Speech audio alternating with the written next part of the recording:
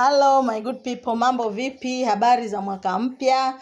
Heri ya mwaka mpya wote my fans, viewers, subscribers. I appreciate, asanteni sana kwa ushirikiano kwa mwaka mzima. Mungu ni mwema. Tumeanza mwaka mpya kwa neema ya Mungu. Na tuanze na mambo mapya. New year, new lifestyle, isn't it? Nawashukuru sana kwa ushirikiano wenu. Mungu awabariki sana. Mungu awatunze na awajalie yale mnayoyahitaji na yale mlioyapanga yakafanikiwe sana. Nataka kuzungumza mambo machache tu leo. La kwanza, fanya kitu kipya kwenye huu mwaka. Fanya kitu kipya. Fanya kitu ambacho hujazoea kukifanya katika maisha yako ya kila siku. Fanya upya. Yaani fanya mabadiliko katika maisha yako. Kama ulikuwa umezoea kufanya jambo fulani, usilifanye tena kwa mazoea. Fanya kwa upya. Badilisha style of life ili kwamba uweze kuona matokeo mapya, uweze kuona mtazamo mwingine tena. Kwa wale wanaonunua mashamba, kwa wale wanaonunua ardhi, labda viwanja, ukishanunua ile ardhi yako, yani umenunua ardhi yako hivi, kabidhi mikononi mwa Mungu. Nenda kwenye ile ardhi isemee. Kuna mambo mengi yanaendelea kwenye hizi ardhi. Ukumbuke, ardhi unapoinunua wewe sio wa kwanza kuitumia. Kuna watu wengi waliotangulia wameitumia hiyo ardhi. Na wakati mwingine kuna mahali unanunua tayari walishazika hata watu hapo. Either walidhika kwa uhalali au walidhika kinyume cha uhalali. Yaani labda mtu aliuawa tu, wewe hujui, akaja akafichwa hapo kwenye ardhi, wewe hujui. Labda mtu alikuja kazikwa hapo akiwa hai kwa kudhulumu tu uhai wake.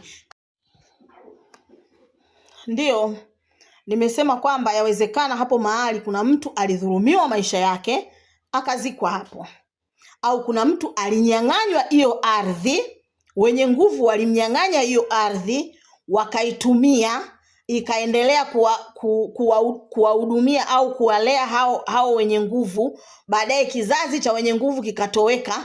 Hiyo ardhi imezunguka mikononi mwa watu wengi mpaka imekufikia wewe.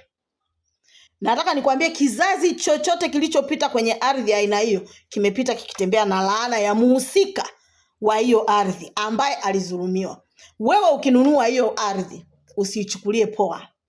Yaani usiichukulie poa kabisa. Itafiti. Sizungumzie uitafiti kwa maana ya kwamba ni ardhi ambayo ni legit au ni ardhi ya watu nimeuziwa. Ni legit. Umepewa na hati na kila kitu, sasa umekabidhiwa wewe, umeimiliki. Sasa lazima uingie rohoni kuitabaluku hiyo ardhi. Ichimbe hiyo ardhi, ujue hiyo ardhi kiroho na kimwili ni salama kwako. Kama sio kwako, wewe ndo wakufanya mabadiliko. Wewe ndo wakubadilisha hiyo hali. Unaweza ukajenga, ukafika mahali mafundi kila wakifika eneo fulani hawamalizi kazi, wanaondoka. Wakifika maeneo fulani wanakupiga hela tu wanaondoka. Ni vitu ambavyo viko hapo.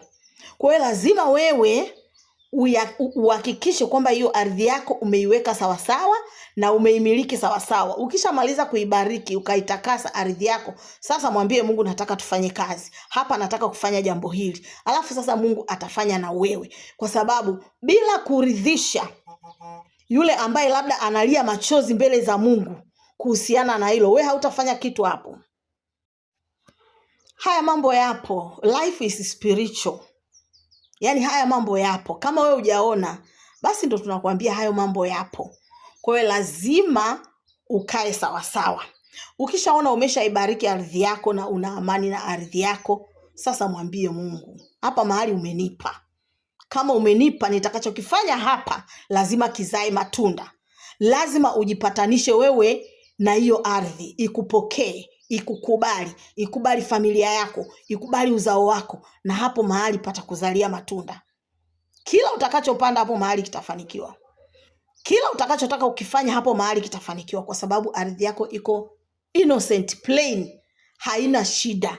Hakuna anayelia machozi kwenye kona ile, hakuna anayelia anakanyagwa hapa, hakuna anayelia. Yani ardhi yako iko plain. Kila utakachofanya kitakuwa salama. Watoto wako watakuwa salama. Wajukuu zako watakuwa salama. Nothing will control you spiritually against God.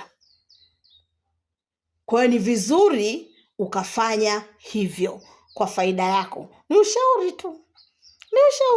If you like, do. If you like, leave it. Ni ushauri tu, lakini ni mambo ambayo yapo, tujitahidi. Na group letu tunaanza very soon, mambo mapya tunaanza nayo na tunaendelea kufuga. Kwa hiyo lazima tufuge katika viwango vingine, tufuge katika ubora, tuuze. Tusifuge kuku tuishi na kuku. Tufuge kuku ili tuuze, tufikie viwango vingine zaidi. Na inawezekana. Zero death inawezekana. Kwa hiyo karibuni fuge nasi, tufanikiwe. Unataka kujiunga kwenye grupu, piga simu tukueleze namna gani utajiunga kwenye grupu. Usitume message WhatsApp kwa sababu mimi sina bando la kukujibu. Wewe piga simu, naomba kuniunga kwenye grupu, tutakupa maelekezo